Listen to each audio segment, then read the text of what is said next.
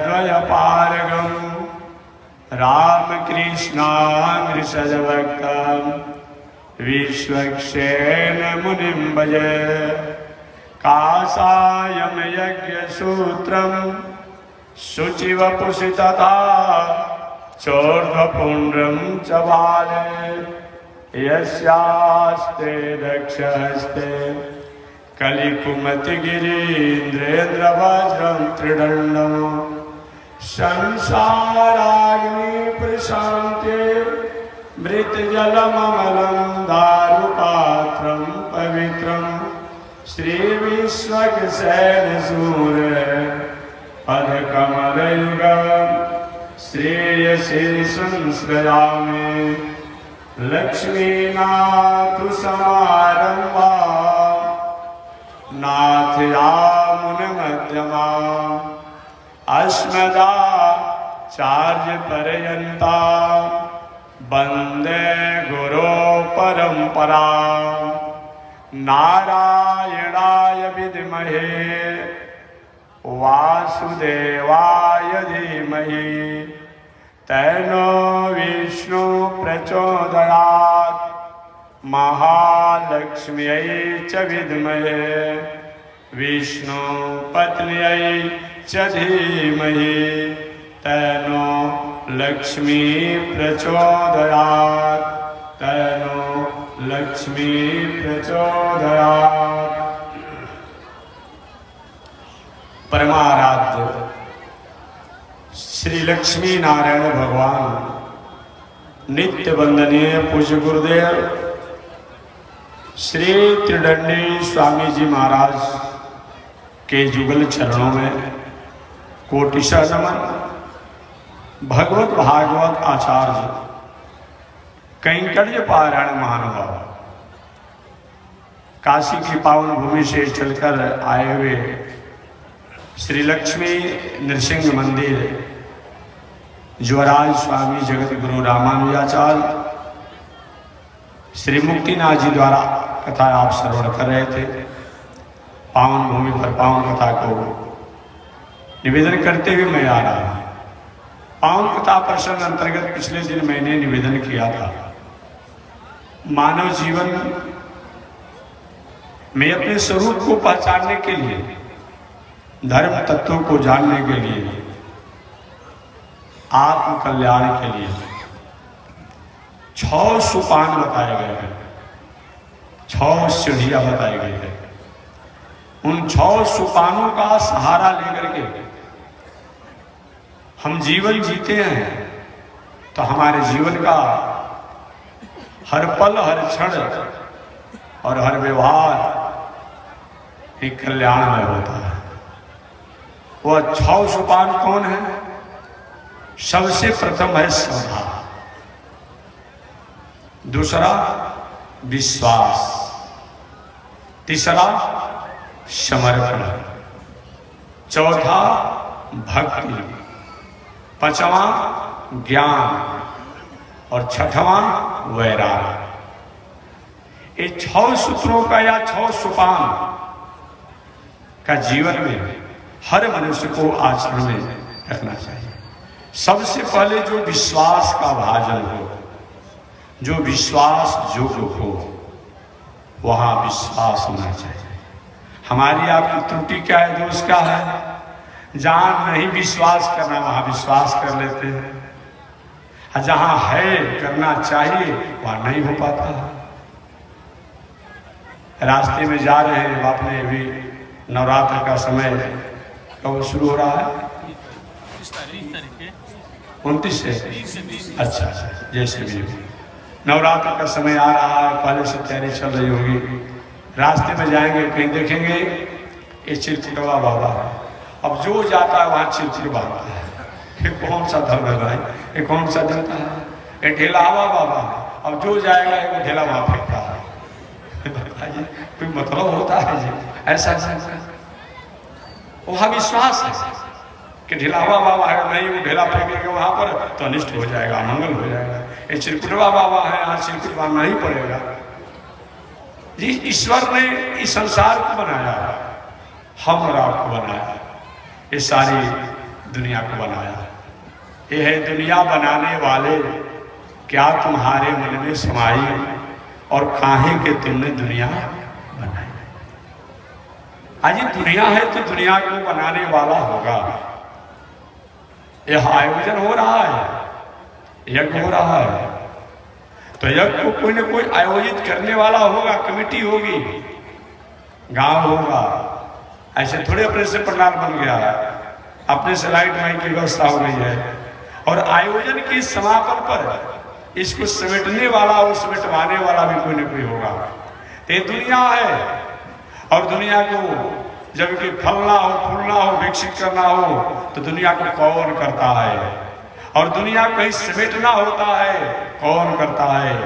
हमारे आपकी तो बस की बात नहीं है। कभी कभी घर परिवार में अभी एक माता जी आई थी, अच्छा लगा उनकी बात को, बहुत अच्छा हम सुने गए, नजदीक से भाई बुलाइए, करीब हम आए, हम मरेंगे कि जिएंगे, दर्शन करा देंगे। तो माता जी अपने से कहेगी 95 वर्ष में हो गया। मैंने कहा कि भगवान ने बहुत बड़ी तुम्हारे पर कृपा किया है। मन में कहा मैं कि बताओ 95 वर्ष अवस्था में कुछ चल रही हो, देख रही हो, तो आज तो लड़का जन्म लेता है और आँख में चश्मा लग जा रहा है। 95 वर्ष की अवस्था में नेत्र तुम्हारा पुरानी जमाने की माता हो तो है, चल रही है, बोल रही है, कितनी बड़ी बात है। तो लोग बहुत तो सोचते हो हमें घर परिवार के लोग, भाई अब 95 वर्ष की हो जब चली जाती था चलती, लेकिन जो वो जब नहीं चाह रहा है तो हमारे चाहने से होगा नहीं। कौन ऐसा है जो अपने द्वारा संचालित कर रहा है। कभी कभी हम चाहते हैं, हमारे बीच बहुत बड़े होनहार लोग होते हैं और वो नहीं चाहता है ईश्वर, वो क्या करता है, उस समेट लेता है। हम रोते रह जाते हैं, सुख मनाते रह जाते हैं, कि उसको मंजूर नहीं है, वो समेट लेता है। आखिर कौन ऐसा करने वाला है। कभी कभी आपने देखा होगा, अभी आयोजन पूरा नहीं हुआ, पीछे में कोई किसी परिस्थिति आ गई है, अब सबको समेटना पड़ता है। कभी कभी आयोजन के बाद उसको समेटना होता है। वही हमारी आपके जीवन के भी है। हम और आपको तो प्रतीत होता है भाई ये जवान है, नए हैं, अभी इनको जाना नहीं चाहिए, लेकिन वहां से उसको उतने दिन के ही था, हो गया। इसीलिए कार्य सिद्धि कर्ता को माना जाता है। पंडाल है तो पंडाल को बनाने वाला कोई न कोई होगा। कारण से भी कर्ता को माना जाता है। जब कारण है तो कोई न कोई होगा। कार्य से, कारण से, अनुमान से, आवाज माइक का कहीं आ रहा हो तो पड़ोस के गांव वाला भाई कहीं न कहीं कोई कुछ बोल रहा है, तो देख नहीं रहा है कि माइक है कहीं कौन बोल रहा है, तो अनुमान से भी। यही 3 हमारे शास्त्रों में ईश्वर तत्व को पहचानने को, जानने को बताया गया है। तो मैं निवेदन करना चाह रहा हूं कि सबसे पहले विश्वास, श्रद्धा होना चाहिए। जो श्रद्धा का पात्र हो उस पर श्रद्धा होना चाहिए। सती जी कहीं श्रद्धा है तो शंकर जी विश्वास है। श्रद्धा विश्वास को मानस में प्रणाम किया गया है। श्रद्धा विश्वास से अवज्ञा करके अकेले अगर अपनी कार्य को करना चाहती है तो श्रद्धा को भटकना पड़ता है। श्रद्धा हो एक विश्वास है जुड़ा हुआ। बहुत भावन शंकर जी ने सती जी से कहा, देवी जी जिनके बारे में तुम पूछी हो दूसरा कोई नहीं है, ये युग युग के हमारे आराध्य हैं, यही मेरे स्वामी हैं। कभी नारायण रूप में, कभी राम रूप में, कभी कृष्ण रूप में, कभी वामन रूप में, कभी नरसिंह रूप में, अनेक रूपों में अपने स्वरूप को धारण करते हैं। सती जी के महाराज बात तो आपकी जची, लेकिन विश्वास नहीं हो रहा है। श्रद्धा को अगर विश्वास नहीं होता है तो कोई करने का मतलब नहीं होता है। सती जी अगर शंकर जी की बातों पर विश्वास कर गई होती तो सती जी के साथ जो विषम परिस्थितियां आई वो विषम परिस्थितियां नहीं आती। हमें भी श्रद्धा तो होनी चाहिए, लेकिन श्रद्धा का जो पात्र हो उसी पर श्रद्धा करना चाहिए, और वह पात्र हमें विश्वास के द्वारा निर्णय किया जाएगा। विश्वास फलदायक, विश्वास फलदायक, विश्वास फलदायक है। आज लोग हर चीजों में अपनी बात रख देता है। अब मान लीजिए कोई अलग से किताब लिख दिया गया कि भाई ये भी वेद है, कोई झगड़ा तो करेगा नहीं, कोई झगड़ा नहीं करेगा, कुछ PIL नहीं कर सकता। आज हमारा धर्म निरपेक्ष है और जगहों पर तो हो भी सकता है। ये हिम्मत नहीं किसी के है कि दूसरा कोई कहेगा कि नहीं हम दूसरा कुरान बना रहे हैं, दूसरा बाइबल बना रहे हैं, हिम्मत नहीं है, ऐसा नहीं होगा। दूसरा कोई कुरान नहीं बना सकता है, दूसरा बाइबल नहीं बना सकता है, दूसरा गुरु ग्रंथ को नहीं बना सकता है, लेकिन रोज वेद शास्त्र इतिहास पुराण रोज भाई क्या, ये तो हम अलग से लिख दिए, हम तो पुराण लिख दिए, हम तो इतिहास लिख दिए। काहे के लिए? ये धर्म निरपेक्ष देश है, केवल यही पर्व, वहां आपके लिए नहीं है। ऐसा आपने सुना है? कल भी मैंने बताया था, किसी की हिम्मत नहीं है, कोई ईश्वर नहीं होता है, या आपको कहने का अधिकार नहीं है। और कोई कदर नहीं मानेंगे उन पर फतेह जारी किया जाता है, दंड का प्रावधान उसके लोग करते हैं। मैं कभी नाम नहीं लूंगा, अपने याद दिला दूंगा। अपने सिख दर्शन के थे, बहुत बड़े उस पद पर थे, थोड़ी सी वाणी में कुछ लड़खड़ा गया होगा, उनको दंड के रूप में बहुत बड़े पद पर होने के बाद भी उनको जाकर के उनके द्वारा और गुरुद्वारा में बहुत दिनों तक जूता की सेवा करने का मौका मिला था। हमारे यहाँ क्या हमारा बिगाड़ नहीं है? रोज राम को, कृष्ण को, बावन को, नरसिंह को गाली देता है। कुछ दिन पहले 2-4 ऐसे पागल हो गया था वो कि देवी देवता को गाली दे रहा था। अरे तुम्हारा क्या बिगाड़े हैं बताओ ना? तुम नहीं मानना हो मत मानो, हालांकि दूसरा क्या है भी नहीं कहीं तुम नहीं मानेंगे, दूसरे दर्शन में, दूसरे विचार में ये आपकी हिम्मत नहीं है। आप भीतर से भले कुछ करके मैं नहीं मानूंगा, लेकिन हमारे यहाँ ठीक है, तुम कहते हो मैं नहीं मानूंगा, मत मानो, गाली क्यों दे रहे हो भाई? मंदिर देवी देवता के यहाँ जाने से होता है कि नहीं होता है, ये बात छोड़ दीजिए, लेकिन जाने से हमारे मन में अगर शांति मिलती है, चाहे वह पहाड़ी पर्वत का है ना हो, चाहे किसी मिस्त्री या कोई पंडित जी के अंदर प्रतिष्ठा किया हो, तो क्या दिक्कत है? क्या दिक्कत है? लेकिन यहाँ गाली दे रहा था कुछ दिन पहले, कितना विचित्र उनकी बुद्धि की बलिहारी, उनकी बुद्धि पर तरस आती, गाली दे रहा था, पोस्टर बैनर छाप करके गाली दे रहा था। ठीक है, जो करोगे तुम्हारे साथ निर्णय होगा और तुम उसका निर्णय तुम उसको समझोगे, लेकिन एक उपयुक्त नहीं है, उपयुक्त नहीं है। जो विश्वास का भाजन हो वहां विश्वास भी होना चाहिए, वहां श्रद्धा भी होनी चाहिए। विश्वास हो फलदायक। कभी कभी तो देखिए विश्वास उपयुक्त होना चाहिए। आपने एकलव्य जी का नाम सुना होगा, एकलव्य का नाम सुना होगा। जो कौरवों ने, जो पांडवों ने साक्षात द्रोणाचार्य के पास रह करके जिस विद्या को प्राप्त किया, वह विश्वास और श्रद्धा के बल पर एकलव्य ने मिट्टी की मूर्ति बना करके उसे प्राप्त किया। ये कथा तो सब लोग जानते हैं, किसी को बताना नहीं है। लोग कहता है कि महाराज ये सब मिट्टी पत्थर से क्या मिलने वाला है, आपने नहीं सुना एकलव्य की बात? मिट्टी की मूर्ति बना करके अपने गुरु जी का, और उसने जो प्राप्त किया शक्ति को, ज्ञान को, प्रत्यक्ष गुरु द्वारा पढ़ने के बाद भी वह ओज और तेज उन्होंने प्राप्त नहीं कर पाया।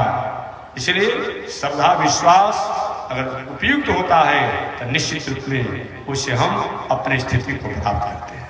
तो जीवन में श्रद्धा भी होना चाहिए, विश्वास भी होना चाहिए, और श्रद्धा विश्वास के साथ साथ समर्पण भी होना चाहिए। अब यहीं पर सब लोग हों, गाँव करूँ कहीं कहीं महात्मा जी को आना चाहिए, जग होना चाहिए, भंडारा होना चाहिए, भंडारा चलना चाहिए। अगर पॉकेट में 100 रुपया निकलवे नहीं करे, भंडारा चलेगा? तो त्याग की, समर्पण में त्याग की भी भावना होना चाहिए। ये अगर नहीं होता है तो मतलब कुछ नहीं होता है। तो श्रद्धा विश्वास समर्पण ये मानव जीवन के लिए है। श्रद्धा भी होना, विश्वास भी होना, समर्पण भी होना, और चौथा भक्ति होना। भक्ति का मतलब अगर व्याकरण से भक्ति शब्दों को परिभाषित किया जाए तो भज सेवायाम धातु से अक्तिन प्रत्यय होकर के भजन होता है, और इसी से भक्ति बनती है। भक्ति का मतलब हमारे भीतर जो तरंगे हैं, भीतर जो आनंद है, भीतर जो उमंग है, भीतर जो तेज है, भीतर जो प्रकाश है, भीतर जो ओज है, उसको प्रकटीकरण होना, प्रकाशीकरण होना। जैसे आपके पास 1 लाख रुपया है और उस 1 लाख रुपया को कहीं बैंक में जमा है, आपने क्या क्या निकाल लिया, तो 1 लाख रुपया तो बैंक में आपका है, लेकिन जब निकाल करके घर दलान इत्यादि की कोई रिपेयरिंग करते हैं, बनाते हैं, तो क्या होगा, ये प्रकटीकरण हो जाता है, ये प्रकाशीकरण हो जाता है। हमारे भीतर जो ज्ञान है, हमारे भीतर जो वैराग है, हमारे भीतर जो तेज है, हमारे भीतर जो ओज है, उसको प्रकटीकरण होना, प्रकाशीकरण होना, ये भक्ति है। भक्ति में क्रिया प्रधान होता है, भक्ति में क्रिया प्रधान होता है, ज्ञान में जानना प्रधान होता है। इसलिए कभी कभी कुछ दार्शनिकों द्वारा ज्ञान को श्रेष्ठ बता दिया जाता है, तो भक्ति उपासना को न्यून कर दिया जाता है, लेकिन नहीं नहीं, ये सब पूरक है, पूरक है। मोबाइल पर किसी को कहे भाई जी मेरे लड़का का विवाह है या तिलक है, आप निमंत्रण में आएंगे, अच्छा प्रसाद की व्यवस्था की गई, भोजन की व्यवस्था की गई, एक ज्ञान हो गया, एक ज्ञान हो गया भाई अमुक तारीख को अमुक दिन अमुक मित्र के लड़का की बारात की व्यवस्था है, चलना चाहिए, इतना व्यंजन भोजन का करना है, ये क्या है, ज्ञान है। कोई भाई ठीक है हमको बता ही दिए तो वही सबको भोजन करा दिए, मोबाइल पर दिखा कर, तो मोबाइल पर देखने से व्यंजन तो दिखाई पड़ेंगे, लेकिन व्यंजन का स्वाद अनुभव होगा नहीं भाई।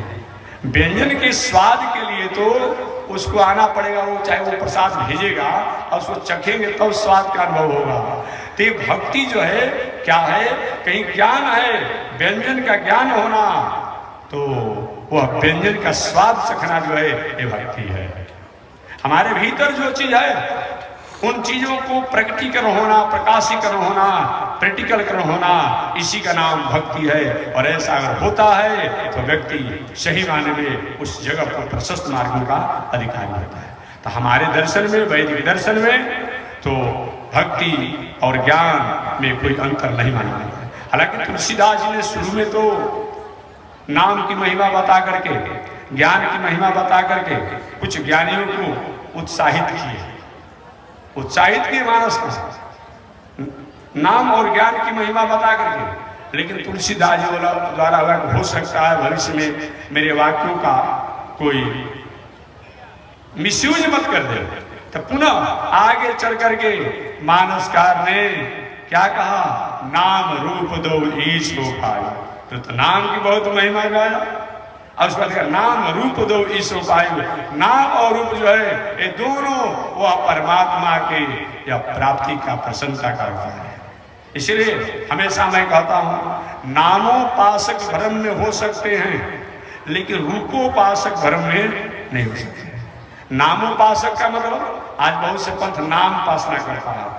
मैं कभी कभी आता हूँ तो लिखा मिलता है कि धन निरंकारी जी, कभी कभी आता बोर्ड निकल दिखाई पड़ता है धन निरंकारी जी, शब्द ही जो है आपका जो लिखे है धन निरंकारी जी, कहीं न कहीं हास्यप्रद प्रतीत होता है। एक तरफ आपने धन्य कहा और दूसरे तरफ निरंकारी कहा है।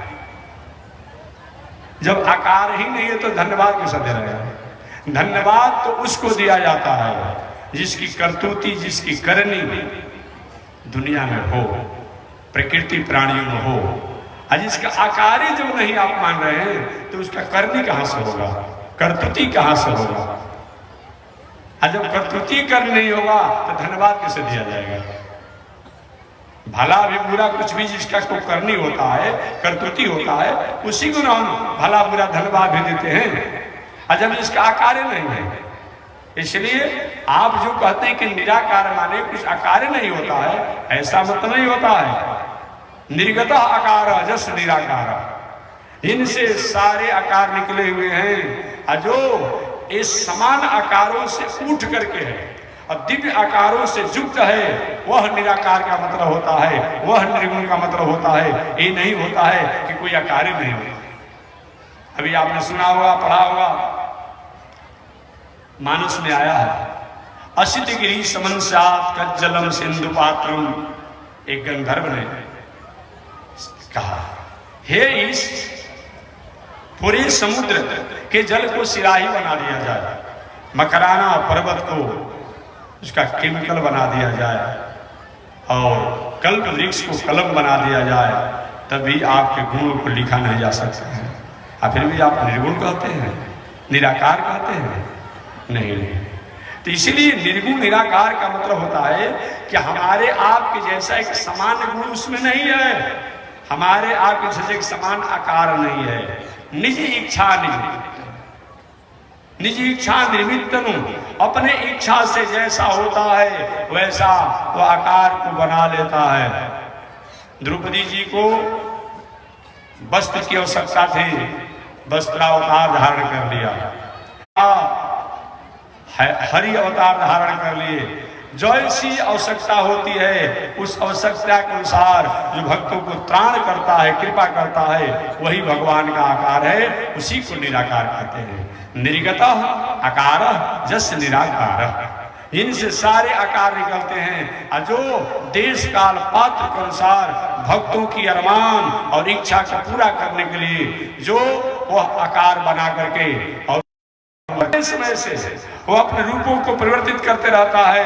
अतः हमारा दर्शन, हमारा वैदिक दर्शन जो है सबके प्रति, हम निर्गुण को भी सगुण को भी यही मानने द्वारा सारा आकार निकला हुआ है और देश काल पात्र के अनुसार जो भक्तों के अरमान को पूरा करने के लिए उस आकार को, यही बातों को तो उद्धव जी श्रीमद् भागवत महापुराण में गोपियों के सामने ज्ञान देने के लिए गए थे। भगवान श्री कृष्ण भेजा था, भगवान श्री कृष्ण मथुरा में कह के लोग जाकर गोपियों को समझा दीजिए ना, मैं आऊँगा, समय मिलेगा तो आप ज्ञान की बात, वैराग की बात समझा दें। उद्धव जी एक तो ज्ञानी तो है जरूर, लेकिन शिष्ट ज्ञानी, अनुशासित ज्ञानी, बृहस्पति जी के चेला है उद्धव जी, जो ज्ञानियों में श्रेष्ठ कहे जाते हैं। थोड़ी सी उद्धव जी को मन में उदासी के वाह, समझाने के लिए जाऊं तो मैं जाऊं, अरे गोविंद क्या बिगड़ा हुआ है, आप ही सुबह जाइए शाम को लौट कर आ जाइए ना। भगवान को मैं कहता हूँ ना, जाने के लिए आप शरारत कर रहे, जाइए। महाराज मैं जाऊंगा, मुझको कौन पहचानेगा, कौन जानेगा, कौन मुझसे बात करेगा। भगवान ने अपना पीताम्बर दे दिया, पीताम्बर दे दिया और पीताम्बर को ओढ़ करके उद्धव जी गए ब्रज में। और ब्रज में जाने के बाद रास्ते में गोप गोपियां जब मिले, उन्होंने कहा क्या आप लोग नंद बाबा का महल बता सकते हैं, श्री कृष्ण का भवन बता सकते हैं, मैया जसोदा का घर दिखा सकते हैं? लोगों ने कहा बताना नहीं, चले जाओ चले जाओ। और जहां पर भक्ति सब नृत्य करती है वही मैया यशोदा रानी का महल। जहां पर ज्ञान वैराग अपने को बंधे हुए हैं वही भगवान श्री कृष्ण का है। देखिए अभी एक बात याद आ गई। देखिए कब जहां एक व्यक्ति ने हमसे पूछा था कि महाराज जी नारद जी को जब सांप लगा है, तो नारद जी को जब सांप लगा है तो कभी क्यों नारद जी भागवत में आप लोग कहते कि 7 दिन सप्ताह सुन लिया, कैसे हुआ हरिद्वार में? देखिए जब नारद जी भगवान के धाम में रहते हैं, जब तपस्या में रहते हैं, जब साधना में रहते हैं, तो प्रजापति दक्ष का सांप लागू नहीं होता है। और जब वहां से अलग रहते हैं तब सांप लागू होता है। जैसे कि हम लोग यहाँ पर है ना, कुछ लोग अभी हम लोग को जाना भी तैयारी, हम लोग भी है जगन्नाथ भगवान की दर्शन करने के लिए हम लोग भी जाने की तैयारी की हुई है। बहुत से लोग जा रहे हैं, हम लोग भी जाएंगे लगभग 1 तारीख से है जी, अच्छा 27 अप्रैल से लेकर के 4 मई तक हम लोग बने आना जाना सब यात्रा करेंगे। 27 अप्रैल यही जो चल आएगा, 27 अप्रैल से ना 4 मई तक हम लोग जगन्नाथ भगवान गंगा सागर की यात्रा में है, यात्रा हम लोग करेंगे। अब समझिए जो कुछ जिसको चल रहा होगा अभी तो भाई तैयारी करे, चले सो क्या करना, किसी गुरु को नहीं, सब चले दर्शन करें, जगन्नाथ भगवान का दर्शन हम लोग कर रहे हैं। हम लोग को प्रत्यक्ष 4 धाम बताया गया है इस पृथ्वी पर, 4 धाम। मूर्ति के रूप में 4 धाम बताया गया है। पूरब के धाम जगन्नाथ धाम, जगन्नाथपुरी, अब पश्चिम का धाम द्वारिकानाथ, और उत्तर के धाम बद्रीनारायण, और दक्षिण का धाम इसमें भूला जाता है लोग। दक्षिण का धाम है रंगनाथ धाम, लेकिन रामेश्वर को धाम नहीं कहता है। धाम में विष्णु की मूर्ति प्रधान होती है, याद रखना चाहिए, और विष्णु का स्थान प्रधान होता है। और ऐसा नहीं मानेंगे तो उत्तर में भी तो केदारनाथ है, तो वहां धाम क्यों नहीं हुआ? पश्चिम में भी तो सोमनाथ जी हैं, वहां क्यों नहीं हुआ? पूरब में तो लिंगराज जी है भुवनेश्वर में। इसीलिए मैं निवेदन करना चाहूंगा, तो दक्षिण के धाम कौन? तो पूरब का धाम जगन्नाथ धाम, पश्चिम का धाम द्वारिकानाथ, उत्तर के धाम बद्रीनारायण, और दक्षिण का धाम रंगनाथ भगवान। आप ठीक है रामेश्वरम जाइए, दर्शन कीजिए, लेकिन धाम नहीं, धाम रंगनाथ भगवान है, जो हमेशा मानस में आप कहते हैं बार बार वर मांगहु हर सुदेव श्री रंग पद सरोजयन पायने भगति सदा सतसंग। वही रंगनाथ भगवान है।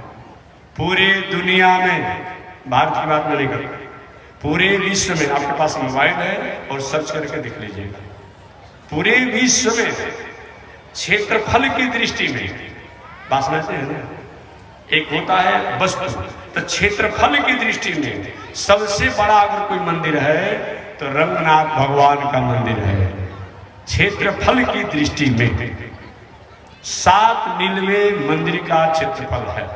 उस मंदिर में नगर बसा हुआ है, गांव बसा हुआ है, बस्ती बसा हुआ है। जैसे कैसे बांस के फराटी ठोका गया है, तो रंगनाथ भगवान की यहाँ चहर दीवारी 7 त्रिकोटा है।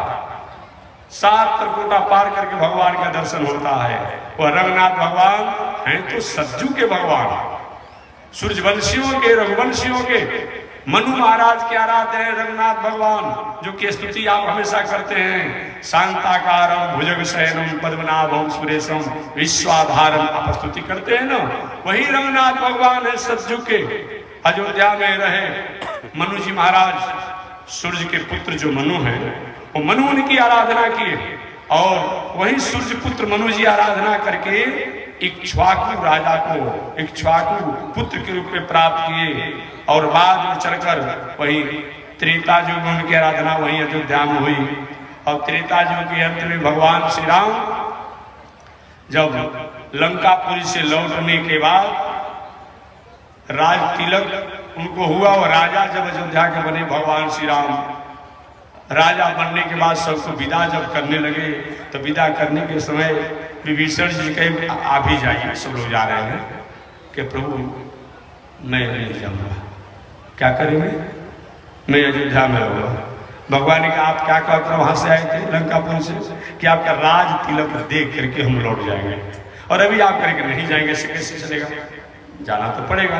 कि प्रभु तो जाएंगे तो जब आप भी मेरे साथ चलेंगे। भगवान का ऐसा नहीं हुआ। देखिए अयोध्या वासियों का बहुत बड़ी जिम्मेवारी मेरे पर है, आप जाइए, समय से मुलाकात होगी। कि प्रभु जब आप नहीं जाएंगे तो आपके साथ रहने का जो अनुभूति होता है वो हमें अनुभूति हो, इसके लिए हमें प्रतीक दीजिए।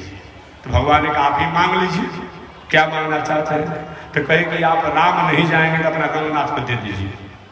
वही रंगनाथ भगवान का मांग के विभीषण, अब विभीषण जी के मांगने पर भगवान ने रंगनाथ जी को दे दिया, और रंगनाथ जी को लेकर विभीषण जी एक रथ जा रहे थे। जाते जाते दक्षिण भारत तमिलनाडु प्रदेश के त्रिची डिस्ट्रिक्ट, तिरुचिरापल्ली जिसको कहा जाता है, त्रिची डिस्ट्रिक्ट में कावेरी नदी के तट पर रखे रंगनाथ भगवान को, और मध्याह्न काल में पूजा पाठ संध्या वंदन करने लगे। आज भी पूजा पाठ करके लंकापुरी के लिए रंगनाथ भगवान को उठाकर चलने की इच्छा किए।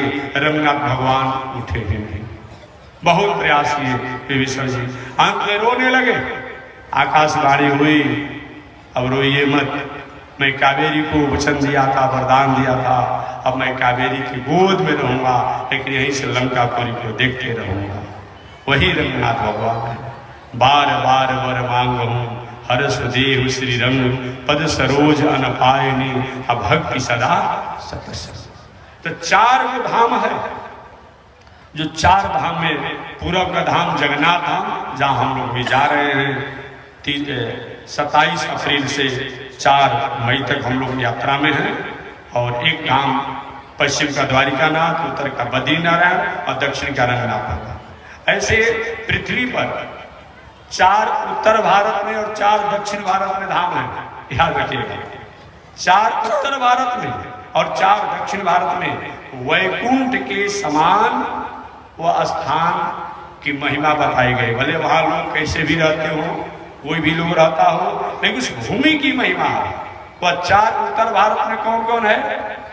बद्री नारायण, मुक्ति नारायण जो अभी नेपाल प्रदेश में होता है, नेपाल देश में होता है। बद्री नारायण, मुक्ति नारायण जहाँ शालिग्राम भगवान होते हैं, बद्री नारायण, मुक्ति नारायण, नैमिषारण और पुष्कर राज। ये 4 को वैकुंठ के समान पवित्र स्थान उत्तर भारत में बताया जाता है। और 4 को दक्षिण भारत में स्थान देवतुल्य बताया गया है। वह कौन कौन? एक तो रंगनाथ भगवान है, दूसरा बाला तिरुपति जी भगवान। बहुत से पढ़े लिखे लोग आज के जो नए होनहार पढ़ने लिखने वाले विद्यार्थी हैं, वो तो जाते भी हैं, वो तो मोबाइल से देखते भी हैं। ऐसा भगवान दुनिया में बस मत पूछिए, मत पूछिए। पूरे पहाड़ पर वैसा पूरे विश्व में वर्तमान समय में कहीं मंदिर है तो संस्कृति नहीं है, कहीं संस्कृति है तो मंदिर नहीं है। लेकिन वहाँ संस्कृति और मंदिर, सुबह में 2 घंटा भगवान केवल सोते हैं, अब 22 घंटा जगे रहते हैं। कहा जाता है कि कलयुग में अधिक श्रम करना पड़ेगा, इसलिए आजकल नए नए लोग भी ओवर टाइम नौकरी करते हैं। तो वेंकटेश भगवान के बारे में बताया जाता है कि वेंकटेश भगवान को विवाह नहीं हो रहा था, पैसा था नहीं। तो पैसा जब नहीं था तो मैंने लीला के रूप इस संसार में आए थे ना, तो लीला के रूप में आए, जब नहीं हो रहा था तो कहे ठीक है मैं कमा करके पूरा कर दूंगा।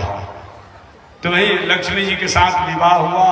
तो विवाह हुआ तो वेंकटेश भगवान करते क्या है, वो उसमें विवाह का जो कर्ज लिए हुए हैं वो चुकाने के लिए आज भी उनको 22 घंटा जगना पड़ता है। जो गए होंगे वेंकटेश भगवान का दर्शन कुछ महानुभाव किए भी होंगे, और समझिए 2-2 दिन लग जाता है, 1-1 दिन लग जाता है, तो मैंने जल्दी भी हो जाता है। ऐसे वेंकटेश भगवान मात्र 12 बजे से 2 बजे 2 घंटा उनका पट बंद रहता है, बाकी रात भर या दिन भर दर्शन दे करके कमाते हैं, आज दुनिया के लोगों को खिलाते हैं। उनके पैसा से सरकार इतना बड़ा मंदिर है जी कि अभी तो मैं जानता था कि 25,000 कर्मचारी, लेकिन नहीं, 75,000 कर्मचारी मंदिर के तनख्वाह से अपने आप काम करते हैं। 75,000 कर्मचारी मंदिर के कार्य करने के लिए है। एक IAS जो होते हैं उसके मैनेजमेंट व्यवस्था देखने वाले होते हैं, बाकी सेवा करने वाले तो बहुत से लोग होते हैं। ऐसे तो दक्षिण भारत के 4 वो भगवान वैकुंठ के समान है। एक रंगनाथ भगवान, दूसरा बाला तिरुपति जी भगवान जो विश्व में सबसे बड़े भगवान है, धनी के रूप में और पूजा पाठ के रूप में वो भगवान है। और तीसरा भगवान तोताद्री भगवान, ये रामेश्वरम के रास्ता में पड़ते हैं। और चौथा भगवान श्री मुष्णम वराहावतार भगवान। ये 4 दक्षिण भारत में वैकुंठ के समान पवित्र हैं और 4 उत्तर भारत में हैं। इस प्रकार ये धाम है। तो मैं निवेदन करना चाहता हूं, जो जहां निष्ठा हो, जो शास्त्र सम्मत, उसको विश्वास करना, श्रद्धा होना और समर्पण होना, ये हमारी दिनचर्या होती है। जो विश्वास का भाजन हो वहां अगर करते हैं तो विश्वास हो फलदायक, विश्वास हो फलदायक। अगर कहीं शास्त्र सम्मत विश्वास नहीं है तो सीता जी का क्या हाल हुआ? रावण को सन्यासी मान गए, परिणाम क्या हुआ? कितना कष्ट होना पड़ा।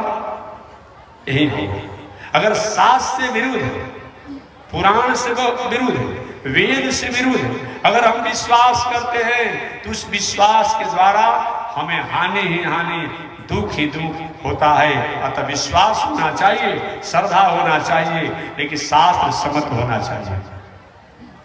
इसलिए मानव जीवन में श्रद्धा, विश्वास, समर्पण और भक्ति, भक्ति हमारे जीवन में भक्ति वे विचारणी, भक्ति में किसी प्रकार की कामना नहीं होनी चाहिए।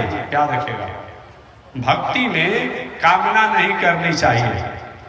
भोजन हम करेंगे तो भूख आपका समाप्त होगा, जल हम पिएंगे तो प्यास आपकी जाएगी। मांगना क्या है? मांगना क्या है? बिन मांगे मोती मिले, मांगे मिले न भीख। आप नहीं पढ़े हैं? इसलिए कभी भी भक्ति करिए, पूजा पाठ, दान पुण्य जो भी करना आप करिए, लेकिन उसके बदला में मत मांगिए। बदला में मांगते हैं या तो आप पहचानते नहीं, जानते नहीं। ये साधारण हमारे माता पिता ग्रामीण जो होते हैं, देहात में होते हैं, हमारे अभिभावक होते हैं, अपने बच्चों के बारे में, छोटा बच्चा है तो कब क्या इसको पढ़ने की, कैसे कपड़ा की, कैसे भोजन की, ये सारी व्यवस्था उसमें देते हैं। अब वह पिता है, वो ईश्वर परमात्मा है, वो नहीं जानता है। क्यों उससे मांगेंगे? हम कर्म करेंगे, हमें कर्म करना चाहिए, लेकिन मांगना नहीं चाहिए। मांगना जो है ये अच्छी बात नहीं है। इसलिए भक्ति का मतलब भक्ति वे विचारणी, अर्थात उसमें मांगने की कोई अगर आती है और भक्ति अधूरी हो जाती है। अतः कभी भी आप शंकर जी के मंदिर में जाइए, काली जी के मंदिर में जाइए, नवरात्र करिए, शिवरात्र करिए, छठ कीजिए, जो करना है करिए, लेकिन करने के बाद मांगे मत। मांगने पर उतना ही तो मिलेगा जितना आपने मांगा है, और नहीं मांगेंगे तो उतना मिलेगा जो आप समझ नहीं सकते। एक आप ही के क्षेत्र का उदाहरण देते हैं। आपके बगल में यही भल्ली भवानी है, भल्ली भवानी है, यही पर एक पहले तपस्विनी रहती थी। अब बहुत दिनों तक उसने, माता मर गई, पिता मर गए, भाई परिवार में मर गए, कोई बचा नहीं, अकेले और कन्या थी। किसी ने बताया कि किसकी पूजा किया जाए, तो उसने वरदराज भगवान की पूजा करने के लिए किसी संत ने बताया। वरदराज भगवान को, जो वर देने वालों में राजा है, भगवान ही का एक नाम वरदराज भी है, वर देने वालों में राजा। वो जुआवस्था से होते होते अब वृद्धावस्था की तरफ आने लगी। वृद्धा काचित कुमारी, वृद्धा काचित कुमारी, वह कुमारी जो है वृद्धावस्था को प्राप्त कर लिया। तपस्या करते करते कोई कुछ नहीं हुआ। गांव में सुनो रे, क्या बावरी भई हो, अरे अभी तो विवाह कर लो, बिगड़ा नहीं, बनती उस समय बितरा है, क्या ऐसा कर रही हो, क्या कुछ मिला तुमको? देखो भी दिख नहीं, जब भी कुछ मांगूंगा तो हम भगवान से मांगूंगा, वो मांगूंगा नहीं, जो देना चाहेंगे तब। समय बीतते चला गया। एक दिन भगवान प्रकट हो गए। देखिए, भगवान का मतलब ये नहीं होता है कि चतुर्भुज रूप में आ जाएगा तो भगवान है। नहीं नहीं, न जाने किस रूप में मिल जाए भगवान, वो भगवान। अब क्या होता है, आपने एक और कथा सुना दूं पहले, तब उसके हम प्रवेश कर जाएंगे। कबीरदास जी का नाम आपने सुना होगा, कबीरदास जी का। कबीरदास जी यही काशी में रहते थे। बेचारे मिल गया था, खा लेते, नहीं मिला था कोई बात नहीं। भगवान श्रीमन नारायण, नारायण राम में उनकी निष्ठा बनी रहती थी। आज ही ईर्ष्यालु प्रवृत्ति नहीं होते हैं, पहले भी लोग थे। और काशी में कुछ ऐसे उपद्रवकाली लोग थे, साधु वेश या और पुरुष वेश, कबीर को ऐसा बेइज्जत कर दिया जाएगा ना कि जिंदगी भर उसको याद आएगा। उसमें थोड़ा उनका नाम हो गया था भगवान की भक्ति करने के कारण। अब लोगों ने क्या किया, कबीरदास को भी भोजन देता तो पा लेते, कोई भिक्षा लाता तो पा लेते, नहीं तो जयराम जी की कोई मतलब नहीं। एक दिन कुछ संत महात्मा के भेष में, संत महात्मा नहीं, संत महात्मा के भेष बना करके, चोला पहन करके और धार्मिक व्यक्ति बन करके पूरे काशी में लोगों ने निमंत्रण दे दिया कि कबीरदास के यहाँ भंडारा है और सबको चलना है भंडारा में। सब हरिये जिसको आप कहते हैं, सबको चलना है। पूरे काशी में निमंत्रण दे दिया गया। यह समाचार कबीरदास जी का है। अरे मुझको पता नहीं है, अब मेरे आश्रम पर सबको भंडारा का निमंत्रण दे दिया गया है, अब व्यवस्था कुछ नहीं है। अब साधु महात्मा जो भी आएगा, नहीं व्यवस्था होने पर गाली तो देवे करेगा, चिमटा से त्रिशूल से मारेगा हमको। और भय से संत महात्माओं के क्या कैसे मुंह दिखाएंगे उन साधुओं के सामने। अब कबीरदास जी क्या कि अगला दिन सुबह ही भाग आश्रम छोड़ करके, चलो आएगा कुछ गाली गलौज करेगा फिर चला जाएगा। अब कोई उपाय है, भागे कबीरदास जी। हुआ क्या, कैसे भगवान रक्षा करते। कोई जरूरी नहीं है कि दुर्गा काली जी का हम पूजा करते हैं तो साक्षात आज के जमाने में जो पूसा माघ में जो औरत हाथ माटी करना नहीं जानती होगी, शुद्ध नहाना नहीं जानती होगी, शरीर महकता होगा और उन्हीं के कपार पर काली जी आते हैं। कोई मतलब होता है जी। अब देखें कितना काली खिलाएगी, एक दो दिन बाद देखिएगा ना, जितना दीवाल है इतना झूलती है और जितना झूमेगी मत पूछिए, इतना सहज काली जी हो गई है। काली जी को प्रसन्न करने के लिए कितना क्या क्या करना पड़ता है, लेकिन जितना है जो पुष्प माघ में नहाती नहीं होगी और उन्हीं के कपार पर देही पर काली जी आती है। अब देही पर काली जाने की चीज होता है। और शंकर जी हनुमान जी, एक कुछ तांत्रिक भी यही प्रचार कर रहा है, इन पर शंकर जी आते हैं तो हनुमान जी आते हैं तो काली, आने का चीज होता है भाई। नहीं नहीं नहीं, एक कृपा है, ठीक है, पूजा पाठ हम साधना करते हैं, देखिए हमारे आप में बहुत अंतर नहीं है। आप समझिए ना, हमारे आप में बहुत अंतर नहीं है। आपके क्यों नहीं अंतर है? अरे भाई दाढ़ी में तो अभी 6 महीना छोड़ देंगे तो बढ़ जाएगा। लाल कपड़ा तो दुकान से अभी खरीद लेंगे, ये दंड कहीं जाकर जंगल में सावी बांस ले लेंगे। ये कोई बहुत बड़ी बात नहीं है, ये बहुत बड़ी बात नहीं है। बात क्या है, अंतर इतना ही है। कोई भी व्यक्ति आप ही क्यों ना हो, अगर खान पान ठीक रहेगा, रहन सहन ठीक रहेगा, उठन बैठन ठीक रहेगा, बोल चाल ठीक रहेगा, आचरण ठीक रहेगा, तो आपके द्वारा जो बात कहेंगे वो बात को भगवान करने के लिए कहीं न कहीं बात हो जाते हैं। बस इतना ही बात है, चाहे स्त्री हो पुरुष हो। और सामान्य व्यक्ति इतना बात झूठ ही लेना, झूठ ही देना, झूठ ही छबेना, बाकी बहुत अंतर नहीं है। तो भाई अगर हम ही 100 को बात कहेंगे और 100 को बात में से अगर 10 को बात ठीक है महाराज जी हमको लड़का ने ठीक है दवा कराई भगवान कृपा है, अगर 100 आदमी हमसे कहा और सब 5 आदमी को लड़का हो गया तो भाई हमारे घर से हो गया, भगवान कृपा है, मैं पूजा करते हैं पाठ करते हो गया। बस यही बात है। तो कोई को हो अपराध हो जाएगा न, तो जितने लोग हैं अब कोई कहाँ का क्या बता रहा है, किसी पर शंकर जी, किसी पर हनुमान, किसी पर काली और किसी पर दुर्गा आ रहे हैं। अगर सही में कहो तो हमेशा मैं कहता हूँ, अब कोई बताने वाला है, कोई तांत्रिक है, कोई जादूगर है, वो जादूगर हो सकता है। हम लोग जब कॉलेज में पढ़ते थे, आप ही के क्षेत्र में कॉलेज में हम लोग जब पढ़ते थे सासाराम में, तो उसमें बहुत जादूगर आता था, मदारी खाने वाला आता। क्या करता जी, कपारे पर चाय बना देता था। अब बताइए कपार पर चाय बनाने की चीज होता है, बालुओं का चीनी बना दिया, रबर का सांप बना दिया, ये कोई मतलब होता है? वो जादूगर न है। तो ऐसा कोई काम करने वाला वो जादूगर हो सकता है, वो संत नहीं हो सकता है, वो विद्वान नहीं हो सकता है, वो पंडित नहीं हो सकता है, वो पुजारी नहीं हो सकता है, वो जादूगर हो सकता है।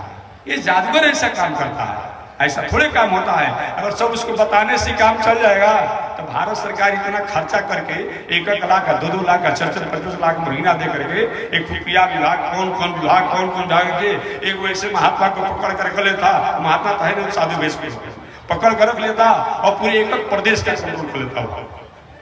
जितना प्रदेश में सब 5-10 को 20 को 50 को रख दिया जाता, पूरा प्रदेश का ना कहीं चोरी होता, ना डकैती होता, ना अपराध होता, ना छिनैती होता, ना कुकर्म होता, सारा उसी को पकड़ उसे बता देता।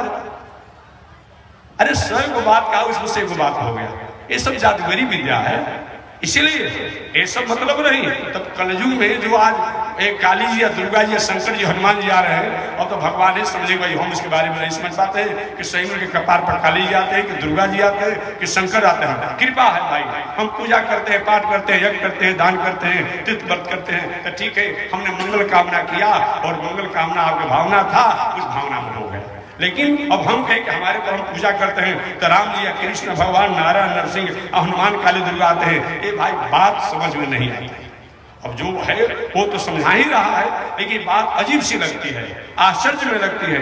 तो मैं निवेदन करना चाहता हूँ, कबीरदास जी तो भाग गए आश्रम छोड़ करके, कि आएगा साधु महात्मा तो गाली देगा, चिमटा मारेगा कि बताओ तुमने आपका व्यवस्था नहीं थी, कहीं निमंत्रण दे दिया, और तो बेचारे दिए नहीं थे।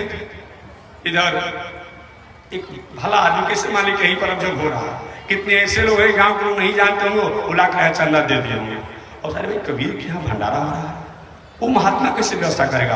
अब एक काशी के रहने वाला धनी मानी आदमी अपने गाड़ी पर भंडारा के सारा सामान, अब बनाने वाले हलवाई और टेंट समियाना जो कुछ समय कुछ जमाने का जो था, और ले जाकर के सारा व्यवस्था कर दिया। भंडारा समय से चालू हो गया, महात्मा लोग आ रहे हैं, खा रहे हैं। और जो बड़ा आदमी था वो क्या क्या विदाई भी दे रहा था। चलते रहा, शाम का यही समय हो गया। और शाम का जब समय हुआ, कबीरदास के वक्त तो साधु महात्मा लोग गाली गलौज करके भाग गया होगा, चला गया होगा, चले अपने आश्रम से। अब शाम को लौट रहे थे अपने आश्रम में कबीरदास जी, तो अंतिम में 2-4 साधु महात्मा जो पीछे छूटे हुए थे, वे लोग विदाई और भंडारा लेकर के लौट रहे थे। ए महात्मा होगा कबीरदास है, ए कहाँ जा रहे हो? सुनो, अरे जाओ कबीर के आश्रम पर बहुत बड़ा भंडारा चल रहा है, भंडारा भी अच्छा हो रहा है, विदाई भी मिल रहा है। कबीरदास तो हैरान हुए, अरे मैं तो अपने आश्रम से भाग गया था, कहाँ से व्यवस्था करेंगे? तो कबीरदास ने वहां पर एक शब्द लिखा, एक चौपाई लिखा, एक अर्घाल लिखा कि जो किया सो हरि किया, हुआ कबीरा नाम। क्या कहे? जो किया सो हरि किया, हुआ कबीरा नाम। अरे करने को तो हरि किया और नाम मेरा हो गया, तो करते हो कन्हैया मेरा नाम हो रहा है, प्रभु आपकी कृपा से सब काम हो रहा है। यही मैं कहना चाहता हूँ। तो मेरा निवेदन है कि हमारी सच्ची भावना होता है, सच्चा कर्म होता है, सच्चा व्यवहार होता है, आहार व्यवहार हमारा शुद्ध होता है, तो हमारी वाणी के द्वारा जो होता है वो परमात्मा उसको करा देते हैं। और वही होता है कि महात्मा जी कही बात हो गया।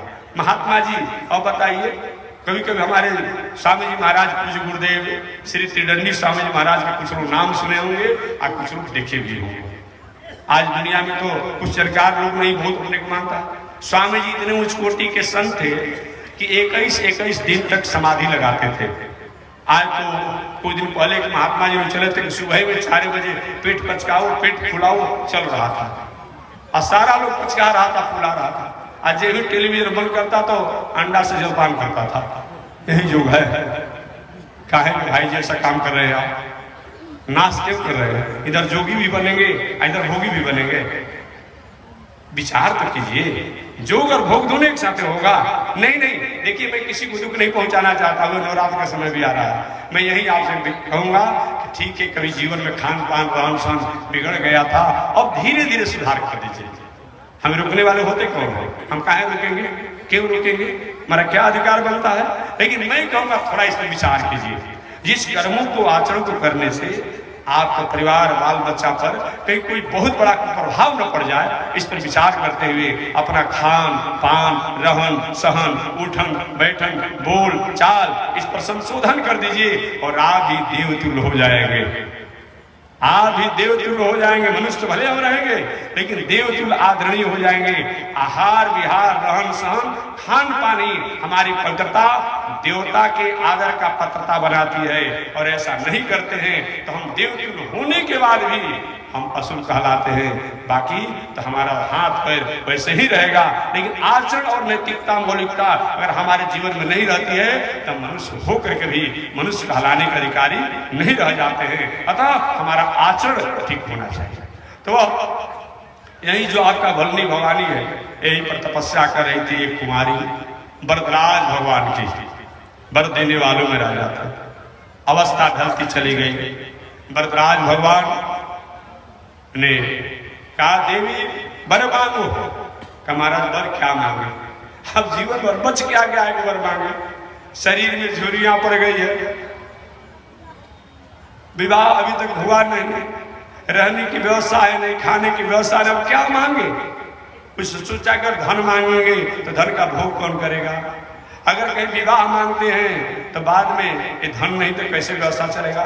लेकिन ठीक पढ़ी लिखी कि प्रभु अगर आप देना चाहते हैं तो एक वरदान दे दीजिए। बोलो क्या चाहिए? कहा कि मेरी इच्छा है कि अगर आप देना चाहते हैं तो सोने के कटोरा में और सोना के पीढ़ा पर अपने नाती को दूध भात में अपने हाथों से खिला। सब कुछ मांग लिया। सोना के कटोरा, सोना के पीढ़ा तो धनी घर में होगा, और नाती मैंने अपना भी विवाह मांग लिया, अपना विवाह के बाद अपना लड़का भी मांग लिया, अपना लड़का के लड़का भी मांग लिया, सब कुछ मांग लिया। भगवान ने कहा ए मस्तु ऐसा ही होगा, ऐसा ही होगा। तो मैं निवेदन करना चाहता हूं हमारे जीवन में कर्म आचरण ही हमारा सब कुछ है। अगर हमारा कर्म आचरण ठीक है हम देवतुल्य है। इसलिए आहार शुद्धि सत्य शुद्धि सत्य शुद्धि ध्रुवा स्मृति। अगर हमारा आहार ठीक नहीं है, व्यवहार ठीक नहीं है, तो सब कुछ होने के बाद ही रावण को कमी था, किसी प्रकार की कमी नहीं थी। लंकेश रावण की अगर बात किया जाए, इतना बड़ा कुल खानदान का था कि आपको बताना नहीं है। और पढ़ने लिखने की बात करें, इतना बड़ा विद्वान था लंकेश रावण कि क्या कोई विद्वान बनेगा। कुल खानदान भी बड़ा था, विद्वान भी बड़ा था, परिवार भी बड़ा था, और ऐश्वर्यवान इतना बड़ा वैभव था उसके पास, क्या बताया जाए। देवता लोग भी जब जाते लंकेश के यहाँ तो क्या करते, डरते रहते थे। चलो दशानन दौलत धरनी, या अवनी भी कहीं कहीं कहा गया। जब लंकेश रावण चलता है, पृथ्वी माता भी थोड़ी सी अपने को संभल जाती, सिहर जाती, कोई गलती मत हो जाए। ऐसा लंकेश रावण का वर्चस्व था। धन की कमी नहीं, पद की कमी नहीं, बल की कमी नहीं, परिवार की कमी नहीं, कोई कमी नहीं था। कमी क्या था? नैतिकता का कमी था, आचरण की कमी थी, व्यवहार की कमी थी, संस्कार की कमी थी, संस्कृति की कमी थी। प्रणाम का हुआ स्वर्णमयी लंकापुरी, और स्वर्ण से निर्मित लंकापुरी, स्वर्ण से मढ़ी हुई लंकापुरी की राजधानी जो थी, कुछ नहीं बचा था। इसलिए जीवन में हमारे पास नैतिकता नहीं है, आचरण नहीं है, संस्कार संस्कृति नहीं है, तो जीवन में कुछ नहीं है। तो भक्ति का मतलब क्या होता है कि जीवन में कोई गलत दोष त्रुटियां खामियां हो उसको त्यागना, और अच्छे विचार आचरण को जीवन के आचरण में उतारना, ये क्या है? भक्ति है। ज्ञान, ज्ञान का मतलब सत्य क्या है, असत्य क्या है, इस पर विचार करके सत्य की तरफ चलना और असत्य का त्याग करना, ये ज्ञान है। वैराग, जीवन में धीरे धीरे वैराग होना चाहिए, धीरे धीरे। ये नहीं कि जब सब कुछ शरीर अपने से कमजोर हो जाए और तब आप वैरागी बने हुए हैं। नहीं नहीं, धीरे धीरे बेटा, परिवार, नाती, घर सब कुछ रहे, और धीरे धीरे बेटा जब थोड़ा बड़े हो जाए तो उनको चाबी थमा दीजिए, उन्हीं के लिए सब कुछ किया जा रहा है। अभी नहीं कि मर रहे हैं, सिर हिल रहा है, जने में या डाना में चाबी बांधे हुए हैं, दिन भर उलाहना देता है बेटा, चाबी बांध घूम रहे हैं। ऐसा उलाहना न सुनना पड़े, उससे पहले उसकी जिम्मेवारी दे दीजिए, ये वैराग है। ऐसा अगर होता है तो निश्चित रूप में हम घर गृहस्थी, परिवार, पत्नी, बाल बच्चों के साथ रहते हुए, और जीवन में जो ये 6 सोपान जो है वो श्रद्धा, विश्वास, समर्पण, भक्ति, ज्ञान और वैराग, इन 6 साधनों के द्वारा, 6 सोपानों के द्वारा हमें संसार में शांति को प्राप्त करके शरीर त्याग करके भगवान की कृपा के अधिकारी होते हैं। यही मानव जीवन का सारांश है, यही जीवन का संदेश है। बस इसी के साथ मैं वाणी को विराम दे रहा हूँ, और आज ही कथा को विश्राम दे दी गई। कल कथा नहीं होगी, कल हमें आगे की यात्रा करनी है। कल भंडारा की व्यवस्था है, कल जग की पूर्णाहुति भी है, तो जग की पूर्णाहुति और भंडारा के लिए आप गांव जवार क्षेत्र के लोग आकर के भंडारा का प्रसाद पाएंगे। जग की कल पूर्णाहुति होगी, भंडारा होगा, कथा का कार्यक्रम आज ही विश्राम। कल केवल प्रातः काल भगवान की जो आरती होती है वो आरती होगी, और आरती होकर के आगे हमें जहाँ यात्रा करना होगा यात्रा मैं करूँगा। जय श्रीमन्नारायण। एक बार भगवान का नाम, श्रीमन नारायण लक्ष्मी नारायण, श्रीमन नारायण लक्ष्मी नारायण, श्रीमन नारायण नारायण नारायण, श्रीमन नारायण नारायण नारायण। आग लगी आकाश में बरसन लगे अंगारो, आग लगी आकाश में बरसन लगे। संत नहीं होते जग में तो जल मरता संसारो, संत नहीं होते जग में तो जल मरता संसार। श्रीमन नारायण नारायण नारायण।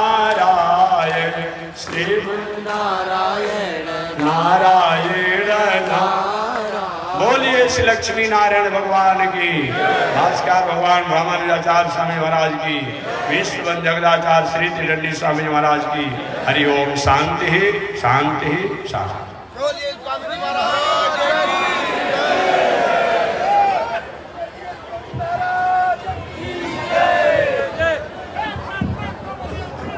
ओम चंद्रमा मनसो जात चक्षो सूर्यो अजायत श्रोत्राद्वायुषु प्राणसुमुखादग्निरजायत श्रीशुते लक्ष्मी सुमत्या गौरात्रि पारिश्री नक्षत्राणि रूपमस्मिनो व्यातम् ईश्वरी गाणा मोमयि गाण सर्वलोकं मयि गाण काषायमयज्ञश्रोत्रमु शुचिवपुषि तथा चौर्धपुण्ड्रं च बाले यस्यास्ते दक्षस्ते कलिकुमतिगिरीन्द्रेन्द्रवज्रकृदण्डं संसाराग्नि प्रशान्ते कृतजलममलं दारुपात्रं पवित्रं श्रीविश्वक्सेन सूरे पदकमलयुगं श्रेयसे संश्रयामि। लक्ष्मी नारायण भगवान की, विश्व जगदाचार्य श्री त्रिदंडी स्वामी महाराज की। हरि ओम। शांति शांति।